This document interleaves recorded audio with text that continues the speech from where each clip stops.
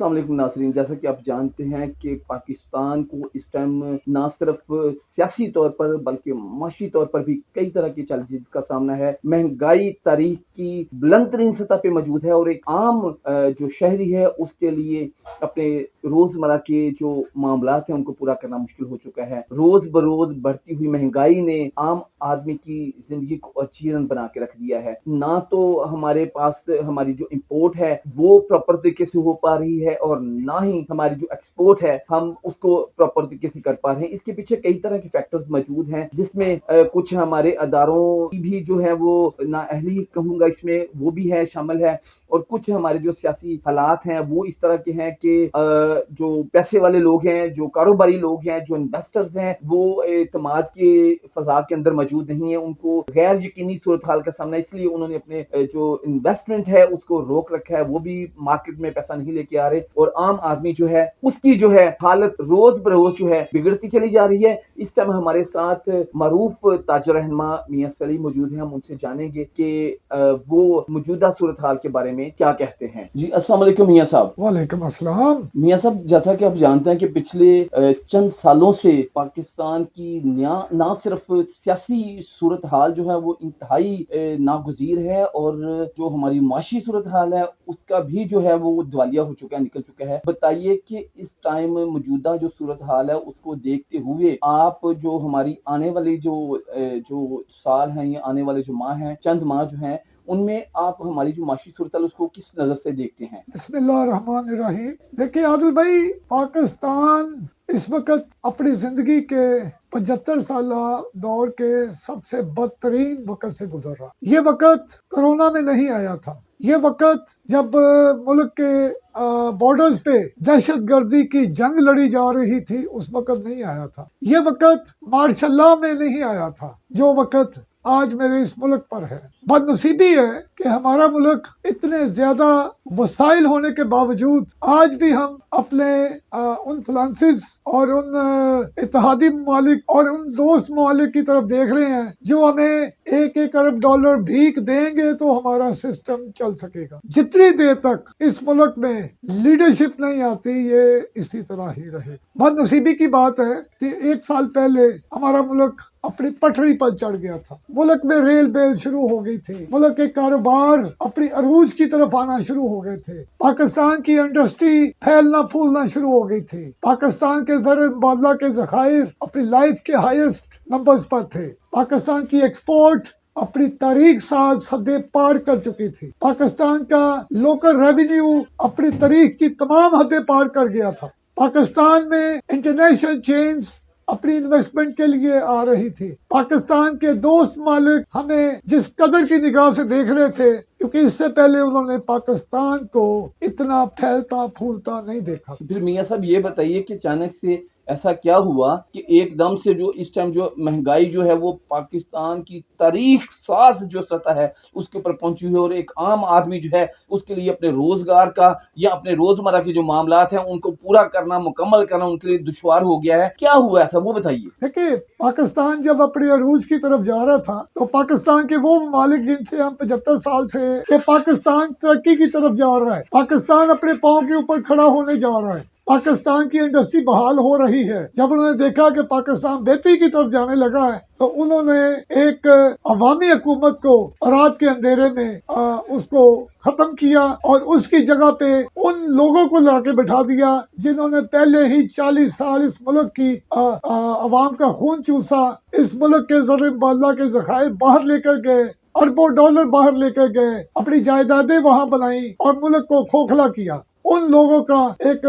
Group بنا کے تو ان کو ہمارے اوپر مسلط کر دیا گیا۔ انہوں نے آتے ہی سب سے پہلا وار ہمارے اداروں کے اوپر کیا، اس کے بعد ہماری امپورٹ بند کی۔ بد نصیبی ہے کہ ہمارا 60% را مٹیریل سارا انڈسٹری کا دوسرے مالک سے امپورٹ ہوتا ہے۔ پچھلے 9 ماہ سے ہماری کوئی امپورٹ نہیں ہوئی۔ ہماری انڈسٹری کے پاس تو مفاد پرستوں کا ٹولہ جو ہمارے ملک میں ہر وقت ہم اس کو ایک اور بھی لقب دیتے ہیں، مافیاز، اس نے اس را مٹیریل کے اوپر اپنے گنجے پنجے گاڑ لیے اور روزانہ کی بنیاد پر را مٹیریل کو مہنگا کرنا شروع کر دیا، جس کی وجہ سے دوائیوں سے لے کر انڈسٹری، کنسٹرکشن، تمام کھانے پینے کے لیے اشیاء اور جہاں جہاں بھی ہمارا وہ را مٹیریل استعمال ہوتا تھا وہ تمام ریٹ بڑھتے گئے۔ اور سب سے بڑی بات کہ حکومت نے اس کا ایکشن نہ لیا، لیکن وہ ایکشن لیتے بھی کیوں؟ وہ تو آئے ملک کا بیڑا غرق کرنے کے لیے تھے۔ لیکن حکومتی جو افراد ہیں ان کا یہ کہنا ہے کہ یہ جو صورتحال ہے جس کا اس ٹائم ہم کو سامنا ہے، یہ سب کچھ جو ہے پچھلے 4 سالہ جو حکومت رہی ہے، سابقہ حکومت رہی ہے، یہ ان کا کیا دھرا ہے، اس میں ہمارا کوئی قصور نہیں ہے، بلکہ یہ انہوں نے اس طرح کے معاہدے کیے تھے جن کی وجہ سے ہمیں چیزوں کی قیمتوں کو بھی اوپر لے کے جانا پڑا، پیٹرول مہنگا کرنا پڑا، اور ڈیزل مہنگا ہوا یا خام مال مہنگا ہوا یا ایکسپورٹ جو ہوتی ہے اس کے اوپر بھی ہمیں جو مشکلات کا سامنا کرنا پڑا، اور اس کے ساتھ جو ہمارے امپورٹ ہے اس کو بھی ہم نے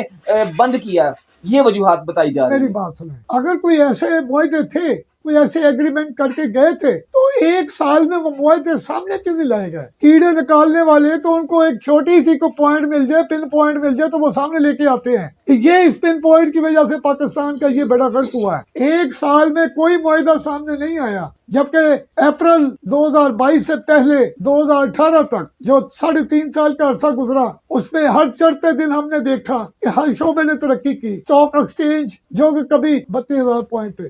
وہ 48,000 پوائنٹ پہ گئی۔ اسی طرح ہماری ایکسپورٹ جو کہ 21-22 ارب ڈالر سے کبھی اوپر نہیں گئی تھی، وہ 32 ارب ڈالر پہ گئی۔ میاں صاحب، بھاری بھرکم قرضوں کو لینے کے لیے کیا انہوں نے بڑی شرائط جو تسلیم نہیں کی تھی؟ تو کیا موجودہ گورنمنٹ نے اس کو پورا نہیں کرنا پھر؟ دیکھیں جی، میری بات سنیں، اور ریکارڈ کے اوپر ہے، جب یہ موجودہ مسلط کیے ہوئے لوگ یہ آئے تو اس وقت کے اسٹیٹ بینک کے گورنر نے کہا کہ پچھلی حکومت جس کو ختم کیا گیا اس کا روڈ میں بہترین تھا معاشی لحاظ سے۔ ان کا اپنا وزیر خزانہ مفتہ اسماعیل وہ بارہا دفعہ کہہ چکا کہ پچھلی حکومت کی جو پالیسیز تھی وہ ملک کے لیے بہترین تھی اور ملک ترقی کی طرف جا رہا تھا۔ دیکھیے آج گیم مجھ سے خراب ہو گئی ہے تو میں اپنے سر تو نہیں لوں گا، میرا دماغ خراب ہے، میں تو پچھلوں کے اوپر لے کے جاؤں گا نا۔ تو اس لیے یہ اس ڈرائیور کی طرح ہے جو بیچارہ موٹر سائیکل چلاتا تھا اور اس کو انہوں نے ہیوی بس کے اوپر بٹھا دیا۔ آج ہمارے ملک کے جو معزز ادارے ہیں وہ بھی تباہی کی طرف وہ سارے اشارے دے رہے ہیں۔ آج ہماری تمام جتنے ہمارے دوست مالک ہیں وہ بارہا دفعہ اس حکومت کو انڈیکیشن دے چکے ہیں کہ خدا را کچھ کرے، اپنے ملک کی معیشت کو کنٹرول کرے۔ آج ہمارا ہمسایہ ملک بھارت، اس کا میڈیا ہمارا مذاق اڑا رہا ہے، پاکستان کی بدنامی ہو رہی ہے، لیکن ان کو کوئی سروکار نہیں اس سے۔ میاں صاحب یہ بتائیے، اب فائنل یہ بتائیے کہ اب ہمارے پاس حل کیا ہے؟ ہم کس طرح ان حالات کو بہتری کی جانب لے کے آ سکتے ہیں؟ کیا یوں ہی پیٹرول کی قیمتیں بڑھتی رہیں گی، ڈیزل کی قیمتیں بڑھتی رہیں گی، کھاد، پیسٹی سائیڈ اور دیگر چیزوں کی قیمتیں بڑھتی رہیں گی، اور عام کھانے پینے کی چیزیں جو ہیں عوام کی پہنچ سے باہر رہیں گی اور عوام جو ہے وہ سڑکوں پہ ہوں گے؟ کیا یہ ہوگا؟ نہیں، پھر حل کیا ہے؟ میری بات سنیں، 2018 کے الیکشن جب ہوئے تو پی ٹی آئی کی حکومت برسر اقتدار آئی، اس وقت بھی اچھے حالات نہیں تھے، لیکن جب اس حکومت نے اپنی پالیسیز دی، انویسٹرز کو اعتماد میں لیا، انویسٹرز نے اپنا جو پیسہ ان کے گھروں میں پڑا تھا، ڈالر تھا، وہ روپیہ تھا، وہ مختلف کرنسیز تھی، وہ مارکیٹ میں آئی۔ آج بھی اشد ضرورت ہے کہ فوری طور پر عام انتخابات کرائے جائیں، ایک عوامی حکومت آئے، منتخب حکومت آئے، وہ آ کر ایک پالیسی دے، ایک روڈ میپ دے انویسٹرز کے لیے کہ آپ کا پیسہ ہمارے ہاں محفوظ ہے، لیکن اتنی دیر تک کبھی نہیں کھلے گی کہ جتنی دیر تک انویسٹرز کو اعتماد میں نہ لیا جائے۔ ہمارے ملک کی مارکیٹیں ہو کا عالم ہے کہ لوگ ونڈو شاپنگ کر رہے ہیں، بجلی کے بل اتنے بھرکم ہو گئے ہیں، پیٹرول ڈیزل پوری دنیا میں سستا ہو رہا ہے، ہمارے ہاں مہنگا ہو رہا ہے۔ تو میاں صاحب آپ کیا سمجھتے ہیں کہ الیکشن ہوتے ہیں، فوری طور پہ الیکشن ہو جاتے ہیں، عام انتخابات ہو جاتے ہیں اور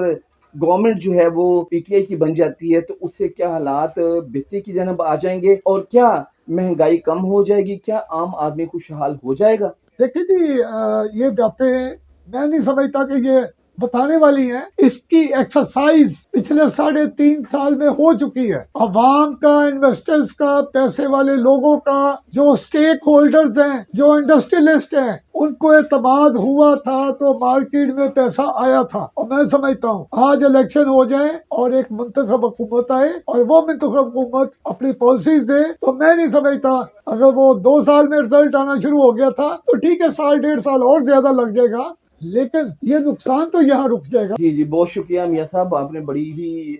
پیاری باتیں کی ہیں، اور آپ کا یہ بھی کہنا ہے کہ اگر ٹائم کے اوپر الیکشن ہو جائیں تو جو مسائل ہمارے سامنے کھڑے ہیں، ہو سکتا ہے کہ آنے والی گورنمنٹ جو ہے اس کو مرحلہ وار کنٹرول کر سکے اور عام آدمی کی جو